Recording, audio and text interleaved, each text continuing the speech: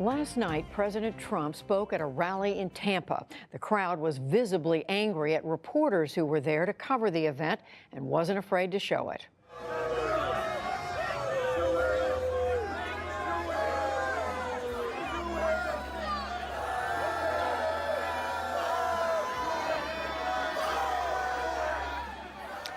Today, the president retweeted some of this video. Also in the crowd last night, people who believe in the QAnon conspiracy theory. QAnon claims that a shadowy cabal within the U.S. government is at war with President Trump and that the president will soon purge the country of these enemies. For more on this conspiracy theory and how it's spread, I'm joined by the NewsHour's PJ Tobia, who's been following this. PJ, first of all, what is QAnon? So this all started last fall on 4chan, which is an anonymous online message board. And last fall, a user calling himself QAnon began posting little nuggets of information. Q is actually a reference to the Q clearance. It's one of the highest security clearances in the U.S. government.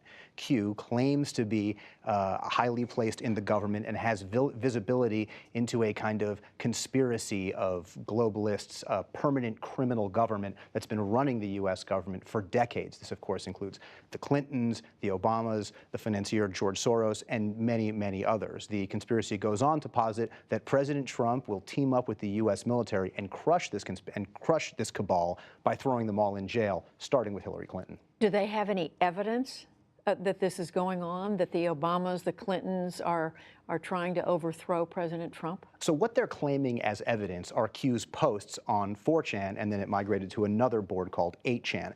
And these are these cryptic little, he calls them breadcrumbs, because that's really what they are. And they're little clues, watch for this, look for that. And people take them and unpack these breadcrumbs and read into it kind of what they will. And things like President Trump's tweets, where it's well known that he misspells things occasionally or maybe uses improper grammar. He says those are actually clues, part of the actions that the president is about to take to crush this cabal. So who's on board with this? Who are the people who are following this? We know there were people at this rally last night in Tampa that were wearing T-shirts or holding signs saying QAnon. Who are these folks? Do you have any idea, or how many of them? When it comes to conspiracy theories or a lot of fringe groups on the right or the left, it's really hard to quantify and get numbers. But YouTube pages where QAnon's breadcrumbs are unpacked and discussed have hundreds of thousands of hits.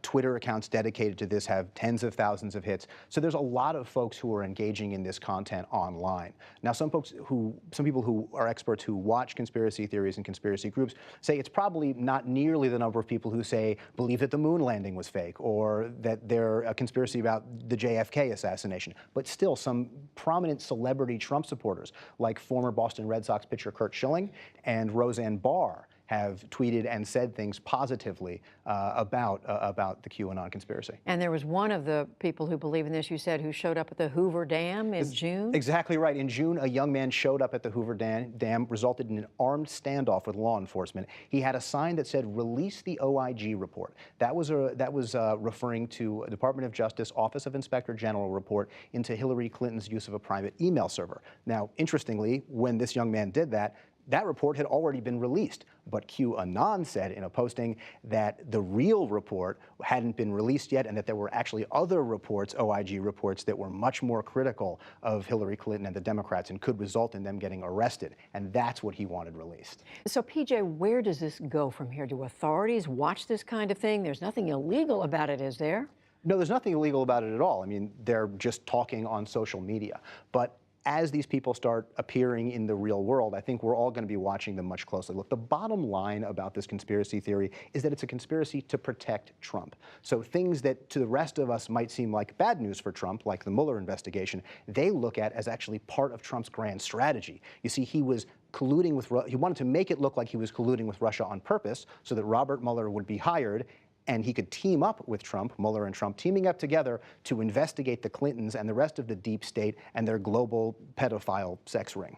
So that takes a lot of thinking to get that far. And a lot of talking. They spill a lot of digital ink online about this stuff.